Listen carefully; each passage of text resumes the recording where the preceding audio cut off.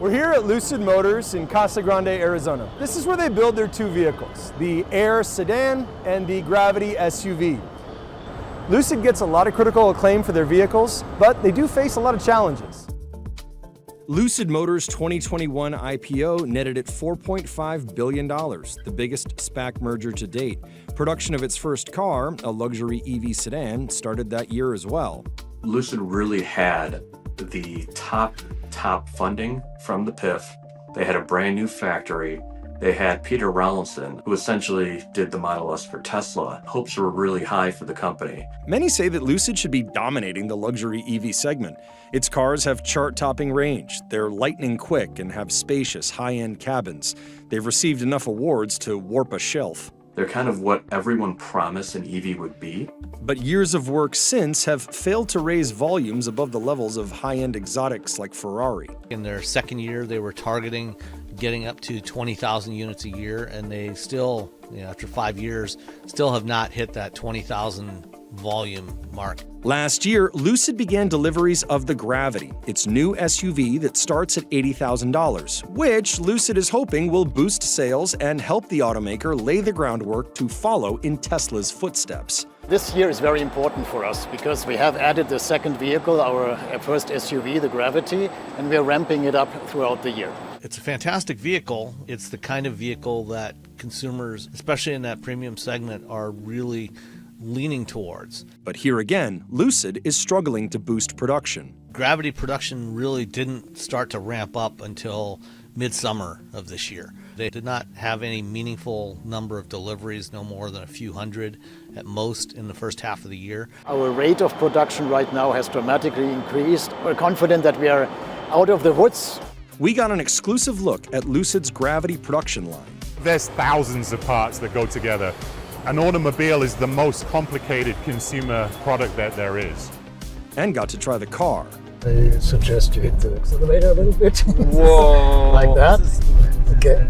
Lucid loses money on every vehicle it sells, but it is already planning its next product, one aimed right at the best-selling segment.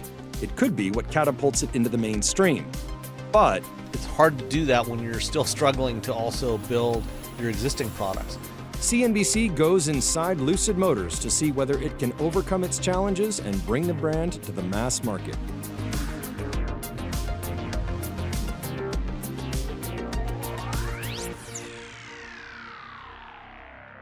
Lucid Motors got its start as a battery and powertrain technology company called Ativa back in 2007. It rebranded to Lucid Motors a decade later, and in 2019, the Public Investment Fund of Saudi Arabia became its majority shareholder. Former Tesla VP and Chief Model S engineer Peter Rawlinson was Lucid's early CTO and then CEO. Rawlinson's role was to essentially launch this vehicle and have it be the best all-electric vehicle on the market. His goal was to beat Tesla in efficiency, beat Tesla in range, and just overall technology. And it seems as though it delivered on that. The company touts the vehicle as the world's most efficient electric car, with an industry-leading range of up to 512 miles on its Grand Touring model. Rawlinson stepped down as CEO earlier this year, and former COO Mark Winterhoff stepped in. We have an enormous range. That's where we excel. Not only the Air, but also the Gravity.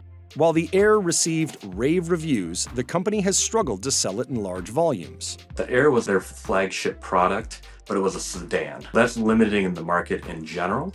And then it was an all-electric sedan, which limits its market potential even more so. When I first saw it in 2016, people still wanted to buy sedans. By the time it finally arrived in the market 5 years later, the market had really shifted away from sedans towards utility vehicles.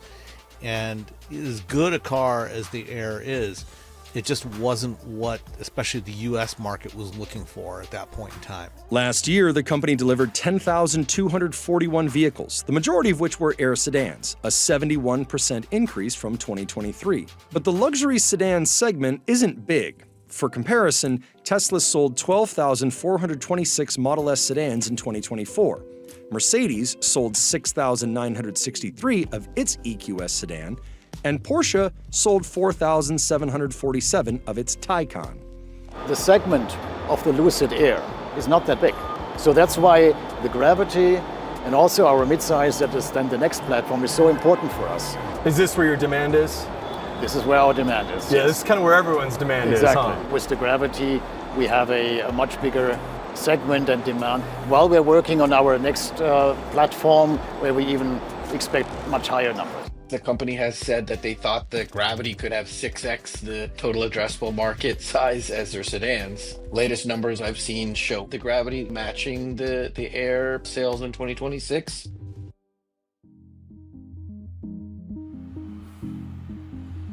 Lucid has invested significantly in building its own factory from the ground up in Casa Grande, Arizona. The first phase of the plant, which it used to launch the Air sedan, cost $700 million and was completed in 2020. It has since expanded it considerably to build its Gravity SUV and future vehicles. Last time CNBC was here, the building was about 1 million square feet. It's almost quadrupled since then. There's 700 robots across this facility and about 2,600 workers and growing. As it's currently designed, this factory could probably produce about 90,000 vehicles. This year, Lucid is going to produce 18,000, which is roughly double what they did the year. Optimize the process.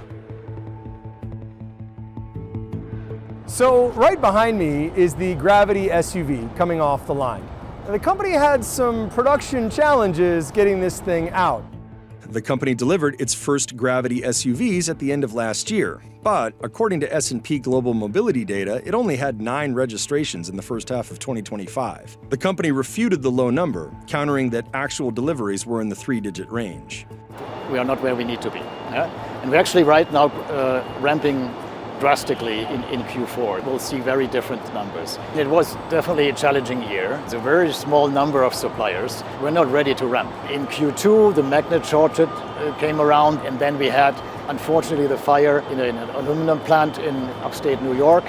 And last but not least, then with Nexperia, the chip shortage topic, we're very confident right now that we solved those problems. Managing the supply chain, that's always a big challenge for any automaker. And as a still relative startup automaker, what tends to happen is when there are challenges across the industry, supply chain disruptions, suppliers will tend to prioritize their highest volume customers. When you've got production capacity that is going underutilized, that's a lot of fixed costs that are associated with that, and you're going to end up losing a ton of money on those.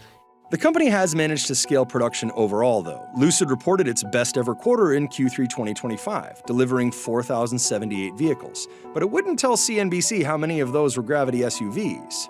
What does the sort of Gravity versus Air kind of mix look like?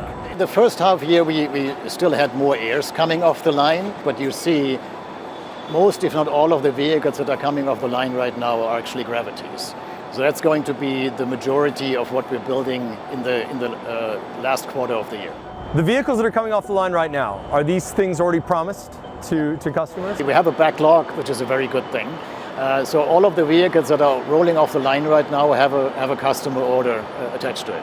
If you were supply constrained and there was all this demand, why not share a data point? Like Ferrari shares that they have a waiting list for 2 years. So we know what the demand is. That's something that I would expect to be shared. My understanding is they don't know what the Gravity ultimate, demand is. If they do start to get the volumes up, that will help. This is not an inexpensive vehicle. This is never something that's going to sell in the hundreds of thousands of units per year.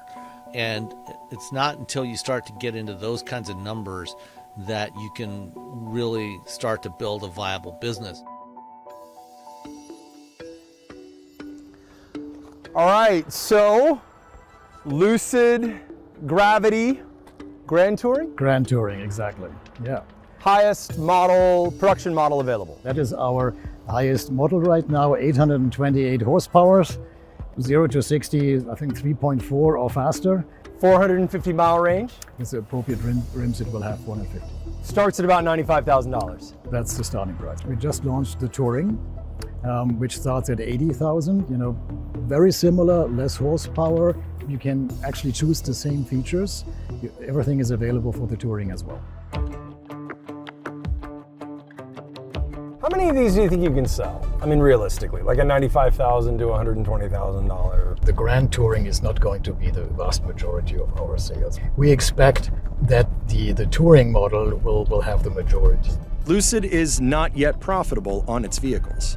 No, but that is because we made all of the investments into buildings, into equipment and everything. The Gravity by itself is profitable. There's a lot of competition. I mean, how do you distinguish yourselves? You're right, obviously, particularly when you talk about luxury vehicles, to some extent always also about the brand. And that's something that we need to work on. This does not feel like a big SUV at all, actually. It does feel car-like. You're pretty low to the ground. Yep. I can definitely feel that battery beneath me. Our whole engineering team, that's what they were going for. Large SUV with lots of space inside that drives like a car or actually like a sports car. Like Tesla with its Model 3 and Model Y, Lucid will need more affordable mass-market vehicles to truly grow the company. It has teased its next-generation platform, but little is known about its plans for its next cars. We have planned 3 top hats on that platform. We have started to kind of show the first one. On average, we target a price range of around $50,000. And we think that with that platform, we will then, address a much bigger segment. Lucid is putting a lot of their chips on the table regarding the midsize platform. Rivian is actually kind of doing the same thing. They're saying that their next generation platform is going to unlock a lot of potential, a lot of savings. Whether or not that comes to fruition, we'll have to wait and see. The key for Lucid, as always, is execution. And this is where they have largely failed so far with the first 2 vehicles. If they can learn from the mistakes that they've made over the last 5 years and be able to quickly ramp up production and have a product that is going to be appealing to a mass audience. How do you get to that, to ramping up that product, given where you are with the finances and everything? We're still in the finalization of the development. You need to build the validation vehicles, you need to test it. We're still building our plant in Middle East, where we actually plan to build this vehicle. And also, we're outfitting this plant here as well to produce the vehicle here at the end of next year, and so far we're on track. The Atlas platform, which we are super excited about, our drive unit next generation platform, is designed to have lighter systems, simpler, more efficient. It's going to be a leap in efficiency and cost actually reduction. An area of opportunity for Lucid could be international expansion. To date, the company hasn't expanded much beyond North America, but it is working to change that. 2 years ago we started in Europe. We're also delivering already per our contract in Saudi Arabia, in Middle East. We're in the process to further expand internationally, in particular in Europe. We are active in 4 markets, and now we are adding next year additional 6 to 7. The new factory in Saudi Arabia will eventually have the capacity to produce 155,000 vehicles per year. It is the nation's first ever car manufacturing facility. Saudi Arabia, they've got a deal with the government to kind of provide vehicles there. They're also building a plant there that, as of right now, is really difficult to sell, because given the amount of vehicles they're producing, do you really need a second plant? We have a very strong backer with the PIF. We have a big number of vehicles that the Kingdom of Saudi Arabia committed to buy from us. As part of that arrangement, including incentives, we agreed to build a plant down there. We are very confident it will serve us very well in the future.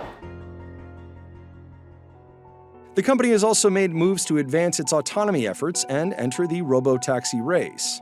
We actually just announced and started with our additional corporations entering the robotaxi space together with Uber and Nuro, but also our recent announcement with NVIDIA to really double down on autonomous driving functionality, because that's going forward, in my opinion, something that will have even more demand than it has today. In July, Lucid announced it is teaming up with Uber and autonomous technology startup Nuro to make Gravity SUV robotaxis.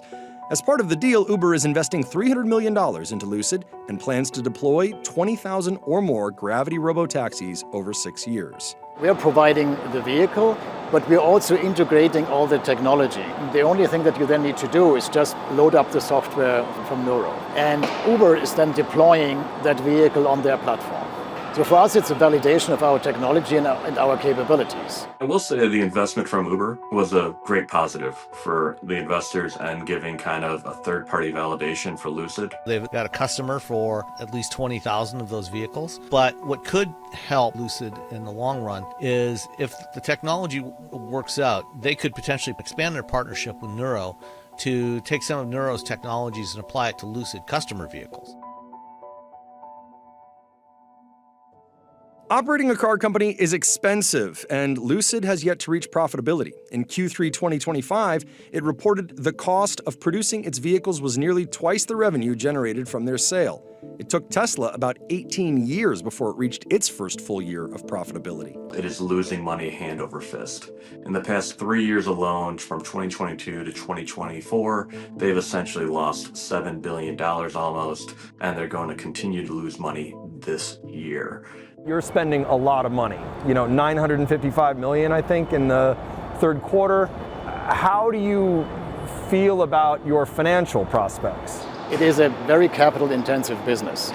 You need to invest first, and then you reap the benefits later on. We have a very good support by a long-term investor, seeing the strategic intent of it, and also that it takes a long time to actually do it, but we're very confident that we are among the ones that are remaining.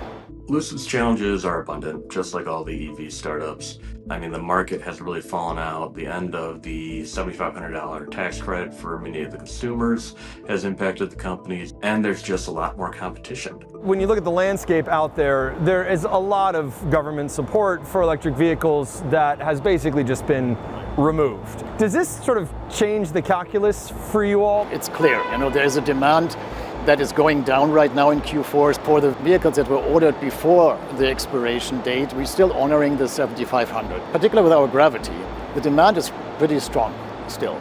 Unlike when Tesla rose to prominence, there's a lot more competition in the space. Tesla built up an empire in EVs when no one was there. You can't be the next Tesla when there's so much competition. The luxury segment is especially difficult to break into. It's a competitive space with several established players.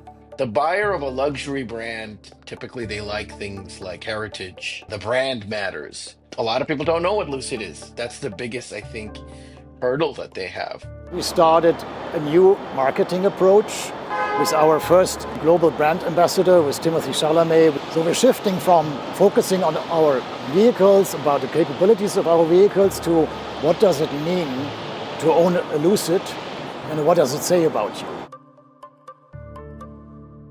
Without the Saudi government support, Lucid would be dead in the water. They've been very patient through Lucid's struggles as they try to ramp up production and sales. It's unclear how long they will continue to be patient with Lucid. Lucid does have money to keep it sustained for the near future. On its third quarter earnings, the company reported liquidity of $5.5 billion and $1.6 billion in cash. You had said that you have basically enough runway to get through the first half of 2027? That is correct. We will go back to the market when it's opportune for us. Right now we have cash. We also had a deferred term loan that we also increased from $750 to $2 billion. But it's just providing the safety net and the liquidity for us if we need to. Adding to all these challenges, Lucid has also had to contend with a leadership shakeup. The company has seen a number of executive departures this year, with the biggest being Peter Rawlinson stepping down as CEO. I've got a huge amount of respect for Peter Rawlinson. He's a really smart engineer. He was great as a technical leader. I'm not so sure that he was the right person to be the long-term CEO of the company. Reflecting the ups and downs of its business is Lucid's volatile stock. The company did a 10-to-1 reverse stock split, which propped up shares quite a bit, but investors have not had much to cheer about. When will gross profit turn and start getting better? It got worse last quarter. Investors want to see evidence that gross profit improves, doesn't get worse. Ultimately, Lucid's survival depends significantly on its ability to solve its production issues and scale to deliver a mass-market vehicle. When we see the Q4 numbers, that'll really be what starts to tell the tale if Gravity is on track finally and they're making significant numbers of deliveries. Lucid's long-term survival, I think, really hinges on good execution on the midsize vehicle.